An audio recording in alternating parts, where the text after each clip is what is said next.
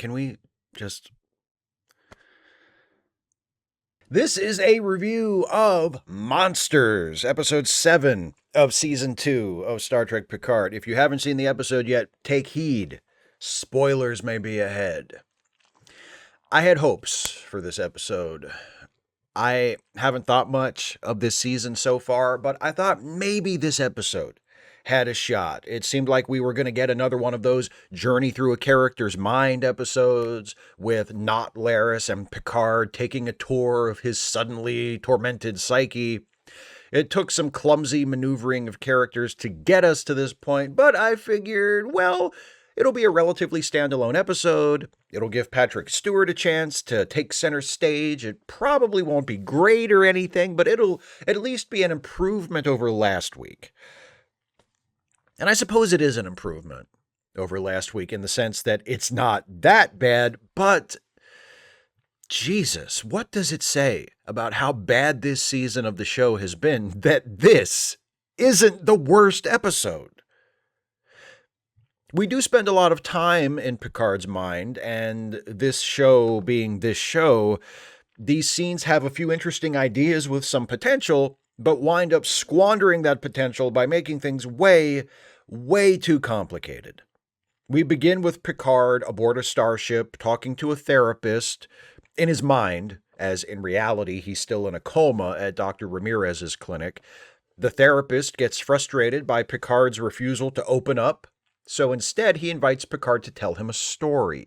So Picard starts to tell a story that is obviously based on his memories of his own childhood, thinly veiled as a fairy tale, with himself as a young prince and his mother as a queen with fiery red hair, of course, because you can't just find a redhead attractive at some point in your life without that shit running deep, apparently. So when Not Laris uses her brain Bluetooth to pair herself with Picard, she appears not in Picard's therapy dream, but in the story he's telling to his therapist. And his mother has been abducted, and now young Prince Picard and Not Laris are being chased through a dungeon by monsters. Why not just drop the therapist bit and depict Picard in his mind as a child being chased by monsters from the beginning? Because there's a twist. Eventually, the therapist scene and the fairy tale merge, and adult Picard realizes that the therapist he's been telling this story to is his father. Bum, bum, bum. Is it a clever twist? No. Does it mean anything? No. Is it a facile attempt to trick us into thinking this episode is far more clever than it actually is? I think so. Yeah. Oh, and it turns out Picard's mother wasn't actually abused by his father, as Picard has apparently always believed. She was actually suffering from what seems to have been a very serious mental illness, and Picard's father wasn't attacking her. He was trying to restrain her when she had a violent outburst. So that's nice. Picard thought his father was a monster, but it turns out he wasn't one. I sure am glad the show used up all this screen time to tell me that.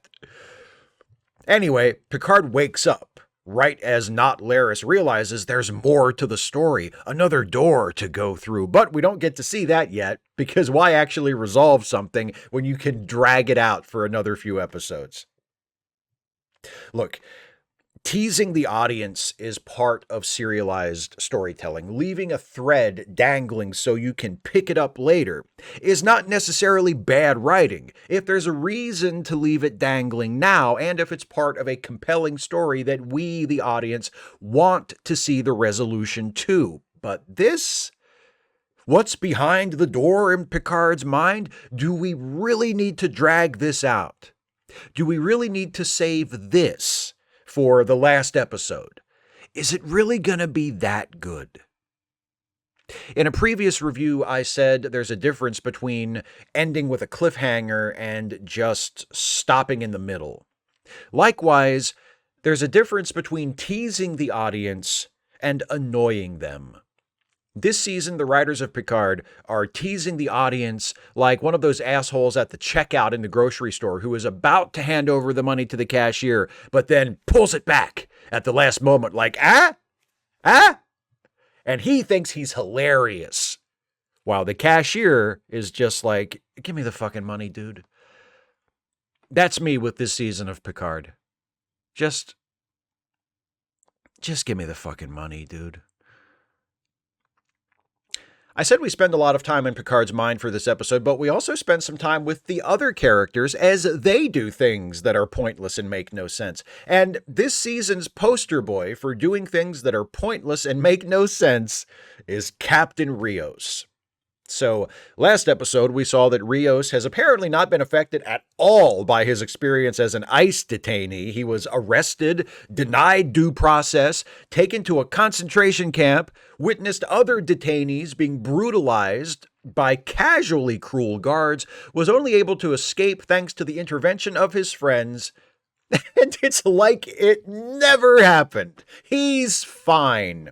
He doesn't seem shaken. He doesn't seem angry. He doesn't seem sad. He doesn't seem changed by the experience in any way. He loves the 21st century because he met Dr. Ramirez and he likes her. He likes her so much that he tells her he's from outer space, or rather, that he's from Chile. He only works in outer space, because why bother writing your own clever line when you can just have a character repeat a clever line from something the audience has already seen, right? Remember that thing that guy said in that movie? This guy, in a similar situation, just said the same thing. And you understood the reference, which means I'm a great writer. Anyway, Rios tells Teresa and her son that he's from outer space, and then, for no reason at all, he beams them onto his ship, and I can't stress this enough. When I say for no reason at all, I'm not just being a smartass. They weren't being chased, there was no emergency that only the technology aboard the ship could solve. He just beams them onto his ship because he wants them to see it. That's it. This guy is a Starfleet captain, and he's aware that they need to be careful in the way they interact with people in the past for the sake of the timeline. He even alludes to it in this episode when he tells Dr. Ramirez that he needs to explain to her what's going on with Picard in a way that, quote, doesn't break time, which is a horrible, horrible line, but does at least indicate that Rios is still aware of the general situation.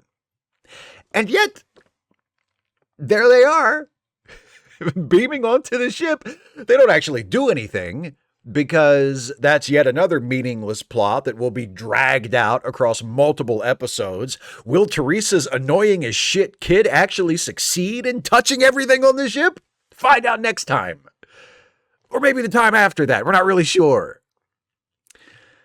Oh, and Jurati is still under the control of the Borg Queen and loose on the streets, apparently doing stuff to trigger endorphin rushes because that allows her to become more powerful. And pretty soon she'll be able to start assimilating people, and then she'll take over the world unless Seven and Raffi can find her and stop her. And also, Picard goes to visit Gainan after he wakes up because he's figured out through a series of completely unjustified leaps of logic that all of this isn't about him, but is actually about Q. And he tries to get Gainan to summon Q, but it doesn't work. And then the FBI shows up with a video of Picard beaming in a few days ago and arrests Picard and Gainan because we've got 3 episodes left and we need to kill time somehow between now and whenever we start actually paying off the stuff we've set up.